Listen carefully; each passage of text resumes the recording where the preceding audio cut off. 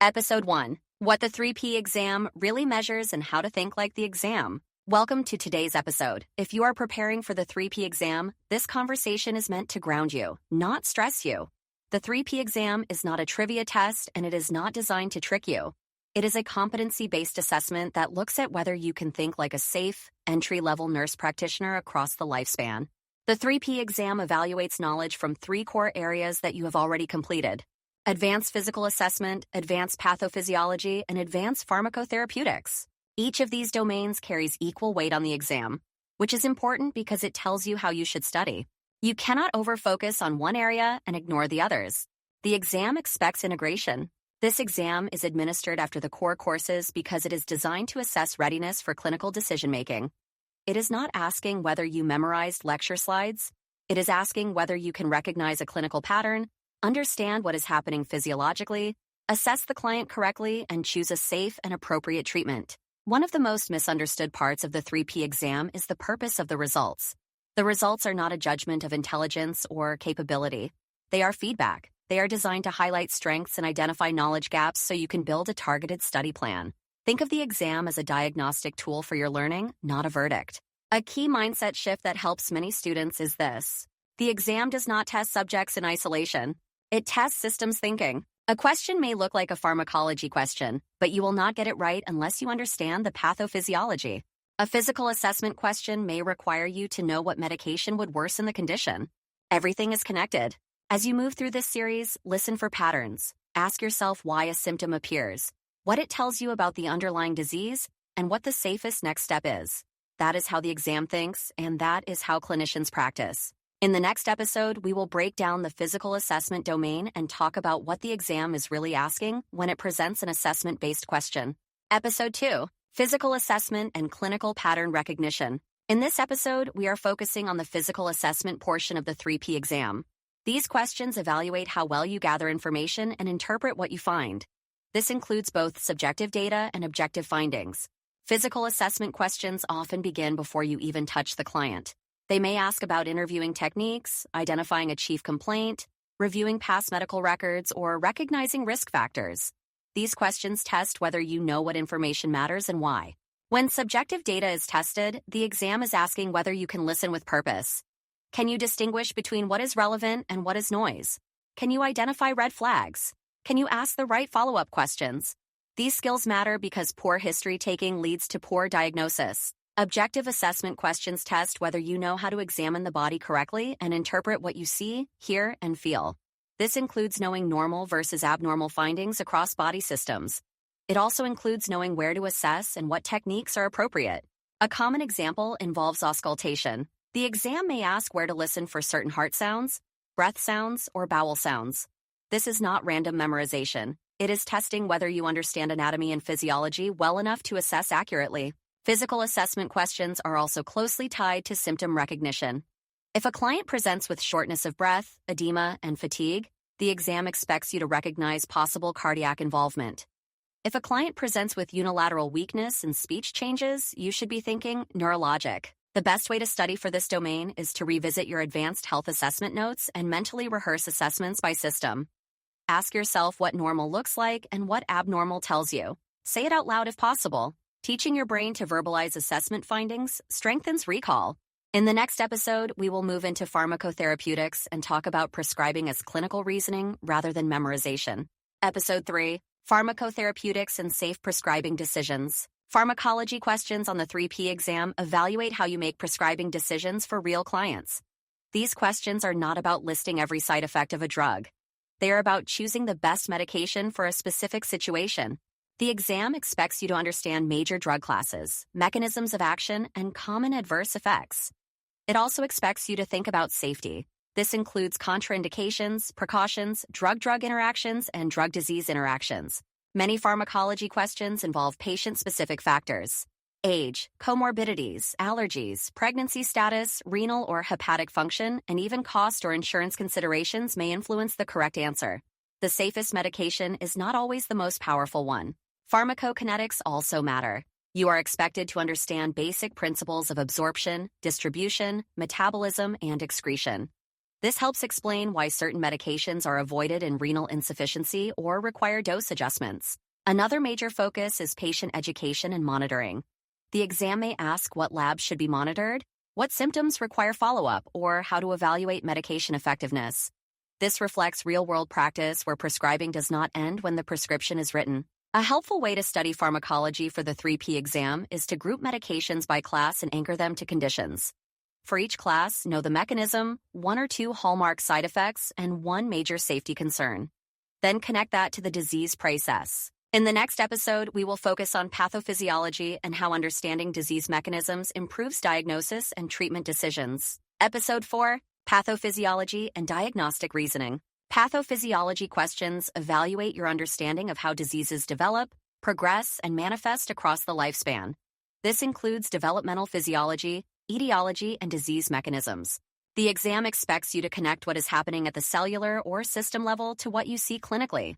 This is why pathophysiology is the foundation for both assessment and pharmacology. You may be asked to identify the cause of a condition, recognize expected manifestations, or explain why certain symptoms occur. These questions often guide you toward building a differential diagnosis.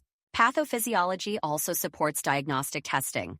The exam may ask which labs or imaging studies are appropriate and how to interpret results. This requires understanding what the test measures and why it matters.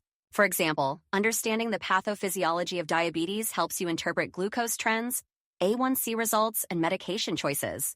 Understanding heart failure helps you interpret edema, lung sounds, and medication effects. The most effective way to study pathophysiology is to focus on common primary care conditions by system. For each condition, ask 3 questions. What causes it? What does it look like? What does it affect? In the next and final episode of this series, we will talk about how to integrate all 3 domains across body systems and build a practical study strategy. Episode 5, Integrating the 3 Ps across body systems and studying smarter. The 3P exam covers primary care conditions across every major body system and across the lifespan. While the exact number of questions per system varies, the expectation is consistent. You should be able to manage common conditions safely. The most important study strategy is integration. For every condition you review, always connect pathophysiology, assessment findings, and pharmacology. Do not study these in isolation. When reviewing cardiovascular conditions, link symptoms like edema or dyspnea to the underlying disease and the medications used to treat it. When reviewing respiratory conditions, connect lung sounds to airflow changes and medication mechanisms. This same pattern applies to endocrine, gastrointestinal, neurologic, psychiatric, and pediatric conditions. The exam rewards pattern recognition and clinical reasoning. Use your exam results, practice questions, and self-reflection to guide your study plan. Focus more time on weak areas, but continue to reinforce strengths. This balanced approach builds confidence and competence. The 3P exam is not just a hurdle, it is a bridge between coursework and clinical practice. Every concept you master here strengthens your ability to care for clients safely and effectively. You are not expected to know everything. You are expected to think clearly, recognize risk, and make sound decisions. That is what this exam measures, and that is what makes you a nurse practitioner. Episode 6, Cardiovascular Conditions Through the 3P Lens. In this episode, we are focusing on cardiovascular conditions, which are heavily represented on the 3P exam and central to primary care practice. Cardiovascular questions often require strong integration of assessment findings, pathophysiology, and pharmacology. When the exam presents a cardiovascular scenario, it usually begins with symptoms: shortness of breath, chest discomfort, palpitations, dizziness, syncope, or peripheral edema. Your first task is pattern recognition. Ask yourself what system is involved and whether this is a rhythm problem, a pump problem, a pressure problem, or a perfusion problem. Pathophysiology helps you narrow the field. Atrial fibrillation reflects disorganized atrial electrical activity and loss of atrial kick. Heart failure reflects impaired cardiac output and compensatory neurohormonal activation. Hypertension reflects increased systemic vascular resistance and long-term vascular remodeling. Physical assessment questions may ask about auscultation points, heart sounds, murmurs, pulses, or signs of volume overload such as jugular venous distension or peripheral edema. These findings are not isolated facts. They tell a story about preload, afterload, and cardiac function. Pharmacology questions often focus on first-line therapies and safety. For example, understanding why ACE inhibitors are used in heart failure and hypertension, recognizing their common side effects, and knowing when they are contraindicated. Anticoagulation questions may require you to consider bleeding risk, renal function, or atrial fibrillation stroke prevention. When studying cardiovascular conditions, focus on common diagnoses such as hypertension, coronary artery disease, heart failure, atrial fibrillation, and peripheral vascular disease. For each one, connect symptoms to physiology and physiology to treatment. In the next episode, we will move into respiratory conditions and talk about airflow, gas exchange, and inflammation. Episode 7, Respiratory Disorders and Breath-by-Breath Reasoning. Respiratory questions on the 3P exam often feel straightforward at first, but they require careful attention to assessment details. The exam expects you to distinguish between obstructive and restrictive processes, infectious versus inflammatory conditions, and acute versus chronic disease. Common symptoms include cough, dyspnea, wheezing, hemoptysis, fever, and chest tightness. Your first step is to determine whether the issue involves airflow obstruction, impaired gas exchange, or infection. Pathophysiology plays a major role here. Asthma involves reversible airway inflammation and bronchoconstriction. COPD involves chronic airflow limitation and alveolar destruction. Pneumonia involves infection and alveolar filling that impairs oxygen exchange. Physical assessment questions may test breath sounds, respiratory effort, oxygen saturation, or percussion findings. Wheezes, crackles, diminished breath sounds, and dullness to percussion each point toward different underlying processes. Pharmacology questions often involve inhaled medications, antibiotics, or supportive therapies. The exam expects you to know which medications are rescue versus maintenance, when steroids are indicated, and how to monitor response to treatment. Safety is also emphasized. For example, recognizing when shortness of breath requires urgent evaluation, or when hemoptysis may indicate a serious underlying condition. When studying respiratory disorders, anchor your review around asthma, COPD, pneumonia, tuberculosis, and upper airway conditions like croup or pertussis. Always ask what is blocking airflow, filling alveoli, or impairing oxygenation. Next, we will transition into endocrine disorders and hormonal regulation. Episode 8, Endocrine Disorders and Hormonal Balance. Endocrine questions on the 3P exam test your understanding of hormonal regulation and systemic effects.